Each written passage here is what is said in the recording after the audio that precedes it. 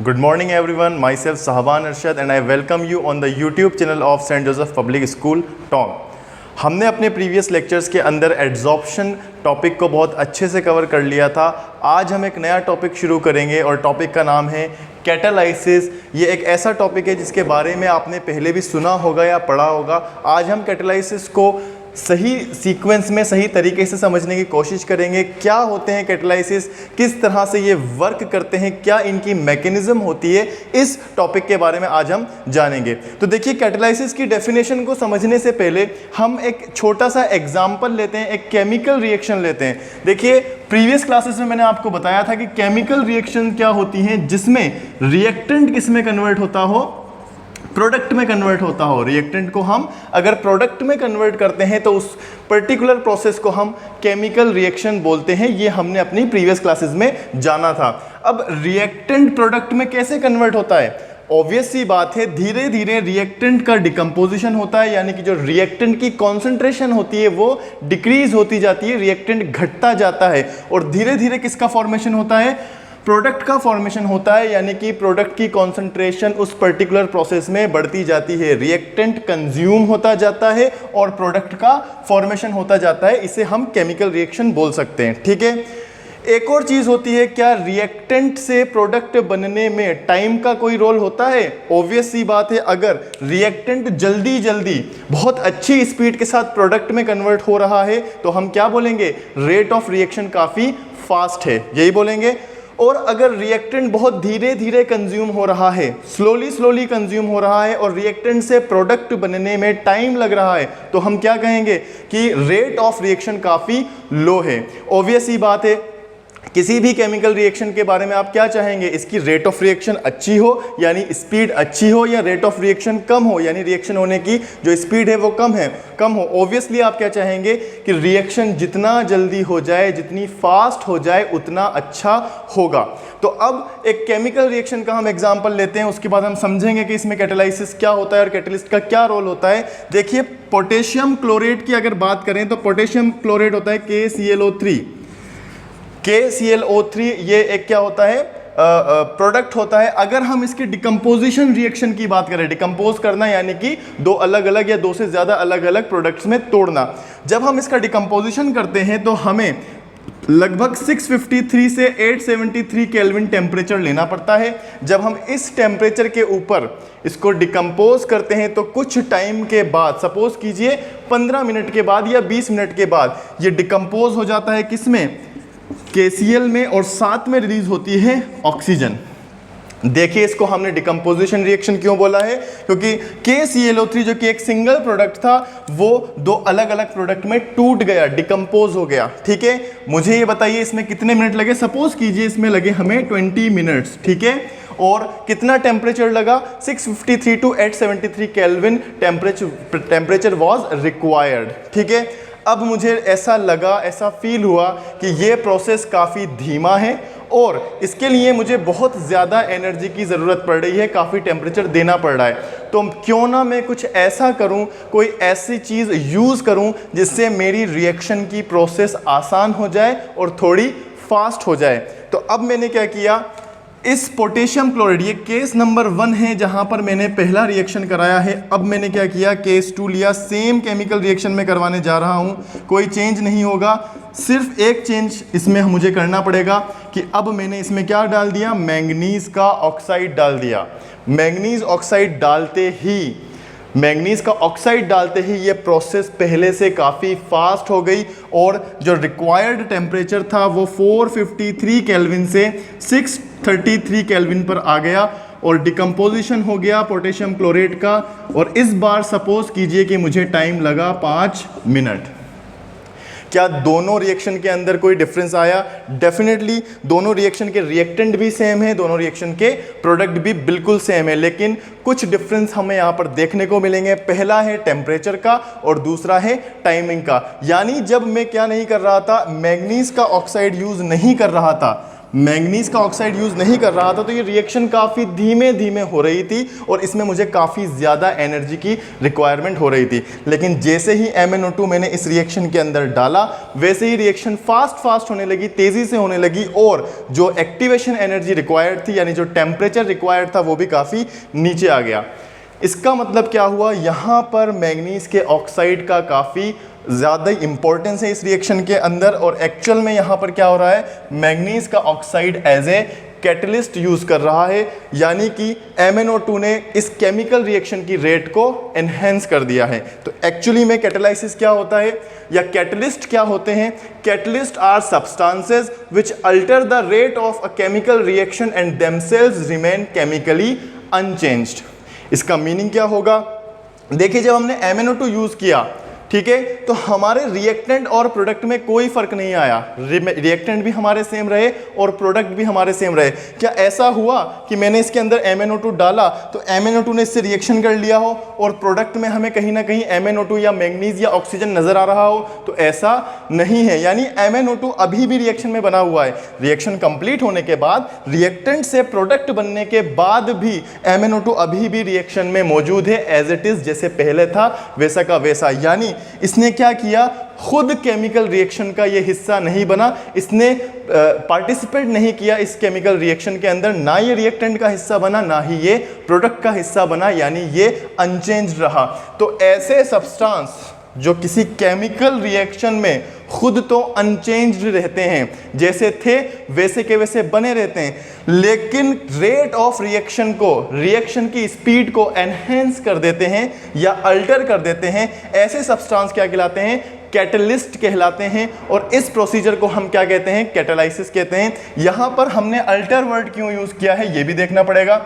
देखिए, हमेशा chemical reaction का मीनिंग ये नहीं होता है कि हम उसकी रेट ऑफ रिएक्शन को इंक्रीज ही करें, ठीक है। तो हम यहाँ अगर ये लिखें कि increase the rate of reaction, तो ठीक है, ये सही तो है लेकिन ये एक्यूरेट नहीं है। एक्चुअल में यहाँ अल्टर का मीनिंग होता है कि या तो चेंज करे, या तो कम कर दे या ज्यादा कर दे, दोनों पॉसिबल है। और मोस्टली क्या होता है, यहाँ पर एनहेंस होती है रेट ऑफ रिएक्शन। मोस्टली, ज्यादातर हम किसकी बात करते हैं?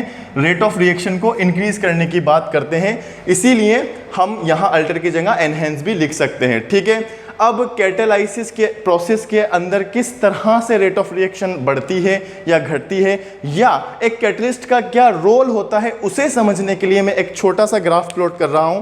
और वो ग्राफ इसी रिएक्शन के लिए, आप मान लीजिए कि यही रेट ऑफ, इसी रिएक्शन के लिए उसे लिया गया है। तो देखिए, अभी अभी हमने पढ़ा कि पोटेशियम क्लोरेट में अगर MnO2 डाल दिया जाए तो रेट ऑफ रिएक्शन एनहेंस हो जाती है। तो सपोज कीजिए ये एक ग्राफ है, ठीक है, और इस ग्राफ में एक साइड क्या लेना पड़ेगा मुझे? टेम्परेचर, यानी जैसे जैसे मैं ऊपर जाऊंगा तो टेम्परेचर इंक्रीज होगा, और दूसरी तरफ मेरी क्या होगी?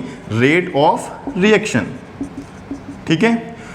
अब यहां पर एक बात ध्यान रखिएगा, पहले फर्स्ट कंडीशन, यानी जब हमने कैटलिस्ट यूज नहीं किया था, ठीक है, तब टेम्परेचर क्या था? काफ़ी हाई था और प्रोसीजर में भी काफ़ी टाइम लगा था, रिएक्शन काफ़ी लंबी चली थी। तो ऐसा मान लीजिए कि उस टाइम क्या था, इस तरह से ग्राफ मिला था। यहां पर ये क्या हो गया हमारा? इस लिमिट को हम क्या बोलेंगे? ये हमारा टेम्परेचर हो गया, that is the activation energy required for the chemical reaction, and that was 653 to 873 kelvin, ठीक है। देन इसके बाद देखिए क्या होगा, ये पहला केस है जब हमने MnO2, यहां पर हम रिएक्शन हुई है विदाउट कैटलिस्ट, यहां पे हम क्या लिख सकते हैं? रिएक्शन विदाउट कैटलिस्ट हुई है, इसीलिए टाइम ज्यादा लगा, सपोज कीजिए 20 मिनट लगे, ठीक है। सेकंड केस में मैंने क्या किया? रिएक्शन के अंदर MnO2 डाल दिया। जैसे ही मैंने MnO2 डाला, आपको मालूम है रेट ऑफ रिएक्शन एनहेंस होगी और कुछ इस तरह का ग्राफ देखने को मिलेगा। इसके पैरेलल बना देता हूं मैं। यहां पर मैंने क्या किया है? विद कैटलिस्ट रिएक्शन करवाई है, कैटलिस्ट डाला है, और मुझे मालूम है 450 से 633 के आसपास आपका क्या आ गया? टेम्परेचर आ गया।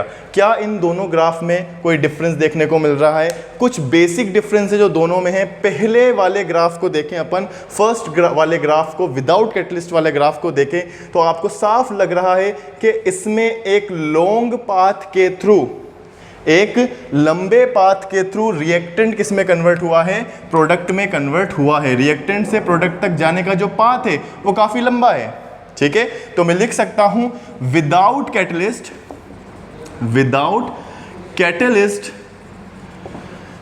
एक लंबा पाथ फॉलो होता है, लॉन्ग पाथ जो है वो फॉलो होता है किसी भी केमिकल रिएक्शन का, ठीक है। जबकि सेकंड प्रोसेस में आप देखेंगे जिसमें कैटलिस्ट यूज किया गया है, तो एक छोटे रास्ते के द्वारा, एक स्मॉल पाथ के थ्रू केमिकल रिएक्शन हो गई, आसानी से एक छोटे पाथ के थ्रू रिएक्टेंट प्रोडक्ट में कन्वर्ट हो गया। यानी जब हम कैटलिस्ट यूज करते हैं तो पाथ ऑफ रिएक्शन क्या हो जाता है, शॉर्ट हो जाता है, ठीक है। जब हमने कैटलिस्ट यूज नहीं किया तो हमें एक्टिवेशन एनर्जी काफ़ी ज़्यादा नज़र आ रही है। हमें मालूम है, हमने प्रीवियस क्लासेस में पढ़ा है कि एक्टिवेशन एनर्जी क्या होती है। किसी केमिकल रिएक्शन को इनिशिएट कराने के लिए जो एनर्जी रिक्वायर होती है उसे हम एक्टिवेशन एनर्जी बोलते हैं। यानी विदाउट कैटलिस्ट में लिख सकता हूं, विदाउट कैटलिस्ट क्या चाहिए होगी मेरे को,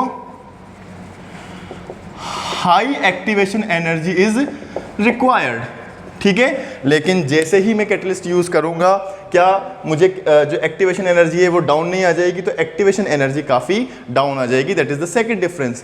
थर्ड डिफरेंस, जब हमारा पाथ छोटा हो गया और जब एक्टिवेशन एनर्जी डाउन हो गई तो क्या जो टाइम पीरियड है वो भी शॉर्ट हो जाएगा। ऑब्वियस सी बात है, जैसे ही हम कैटलिस्ट यूज करेंगे तो रिएक्शन का जो टाइम पीरियड होता है वो क्या हो जाएगा, कम हो जाएगा। और विदाउट कैटलिस्ट हमें क्या करना पड़ेगा, विदाउट कैटलिस्ट हमें ज्यादा टाइम लगेगा, long time will be taken by the reactant and products, ठीक है। और लास्ट जो चीज़ है जो आपने यहाँ भी देखी वो ये है कि अगर आप विदाउट कैटलिस्ट रिएक्शन कराते हैं तो आपको टेम्परेचर ज़्यादा लगाना पड़ेगा, ज़्यादा एनर्जी देनी पड़ेगी प्रोसेस को। जबकि जैसे ही हम कैटलिस्ट यूज़ करेंगे तो हमारा जो टेम्परेचर है वो भी क्या हो जाएगा, डिक्रीज। यानी मैं बोल सकता हूँ कि high temperature is required, high temperature is required. तो देखिए कितना ज़्यादा फर्क आ गया, कितना ज़्यादा डिफरेंस आ गया दोनों रिएक्शंस के अंदर। जब कैटलिस्ट यूज़ किया था तो कहानी कुछ और हुई, और जब कैटलिस्ट यूज़ नहीं किया था तो कहानी बिल्कुल डिफरेंट थी। यानी फाइनली मैं क्या बोल सकता हूँ, that a chemical substance which do not take participation in the chemical reaction but enhance the rate of reaction, this substance is known as a catalyst. अब देखिए कैटलिस्ट के कुछ हेल्पिंग एजेंट्स भी होते हैं, तो कैटलिस्ट को हम और दो कैटेगरी में समझ सकते हैं। कैटलिस्ट की हेल्प करने वाले, यानी किसी कैटलिस्ट को प्रमोट करने वाले, ताकि कैटलिस्ट क्या कर सके, रेट ऑफ रिएक्शन को एनहेंस कर सके। तो ऐसे सब्सटेंस जो कैटलिस्ट को प्रमोट करते हैं ताकि वो रेट ऑफ रिएक्शन को एनहेंस कर सके, ऐसे सब्सटेंस क्या कहलाते हैं, प्रोमोटर्स कहलाते हैं। Promoters are the substance which enhance the capacity of a catalyst so that a catalyst can enhance the rate of a chemical reaction, ठीक है। और सेकंड जो होते हैं, दीज आर पॉइजनर्स। पॉइजनर्स क्या होंगे, जो किसी पर्टिकुलर कैटलिस्ट को क्या करते हैं, डिप्रेस कर देते हैं, या उसकी रेट ऑफ उसकी रेट ऑफ रिएक्शन में डिक्रीमेंट लाने के लिए होते हैं। These are known as poisoners. तो मैं लिख सकता हूं प्रोमोटर्स क्या करते हैं, they promote the catalyst, they promote the catalyst, ठीक है। वाइल पॉइजनर्स क्या करते हैं, they inhibit the catalyst, they inhibit the catalyst, ठीक है। तो ऐसा नहीं है कि किसी केमिकल रिएक्शन में सिर्फ कैटलिस्ट ही मौजूद हो, कैटलिस्ट के साथ साथ प्रोमोटर्स और पॉइजनर्स भी एक केमिकल रिएक्शन में हो सकते हैं। आपको एक एग्जांपल देते हैं अपन, आपने हैबर्स प्रोसेस बहुत अच्छे से पढ़ा है जिसमें अमोनिया का फॉर्मेशन होता है। देखिए हैबर्स प्रोसेस की जो रिएक्शन होती है उसके अंदर नाइट्रोजन गैस के साथ हाइड्रोजन गैस को लिया जाता है at very high temperature and very high pressure, और साथ के साथ आयरन एज ए कैटलिस्ट लिया जाता है, और साथ में लिया जाता है मोलिब्डेनम। आपने देखा होगा आयरन के साथ हमेशा कौन आता है, मोलिब्डेनम आता है, और इससे फिर अमोनिया का फॉर्मेशन हो जाता है, 2NH3 बन जाता है। यहाँ पर आयरन हमारा क्या है, दैट इज आवर कैटलिस्ट, ये हमारा कैटलिस्ट है, ठीक है। इट मीन्स ये क्या करेगा, रेट ऑफ रिएक्शन को एनहेंस करेगा। और इस कैटलिस्ट को प्रमोट करने का काम कौन करेगा, इसको प्रमोट करने का काम करेगा मोलिब्डेनम। मोलिब्डेनम एक प्रमोटर है जो एक्चुअल में कैटलिस्ट को प्रमोट करेगा, और एक बार कैटलिस्ट प्रमोट हो गया तो जो हमारी केमिकल रिएक्शन है उसकी रेट ऑफ रिएक्शन एनहेंस हो जाएगी। अब ये सवाल आपके माइंड में आ रहा होगा कि मोलिब्डेनम कैसे प्रमोट करता है। तो देखिए ज़्यादातर क्या होता है, कैटलिस्ट का काम जो होता है that is to provide the electrons to the reactants reactants को क्या एक्टिवेट करने का काम होता है, और इन जो कैटलिस्ट होते हैं इन्हें इलेक्ट्रॉन्स प्रोवाइड कौन करते हैं, इनके प्रोमोटर्स करते हैं। तो बेसिकली किसी भी कैटलिस्ट के साथ प्रोमोटर भी हो सकता है जो उस कैटलिस्ट की रेट को एनहेंस करेगा, और पॉइजनर भी हो सकता है जो उसको इनहिबिट करेगा, उसको रोकेगा। तो बेसिकली हमने क्या पढ़ा, कैटलाइसिस क्या होता है और कैटलिस्ट की क्या डेफिनेशन होती है, हमने इसके बारे में जाना। अपनी अगली क्लासेस के अंदर हम मैकेनिज्म भी पढ़ेंगे कैटलिस्ट की, और टाइप ऑफ कैटलिस्ट भी पढ़ेंगे। आज की क्लास में इतना ही। Thank you so much.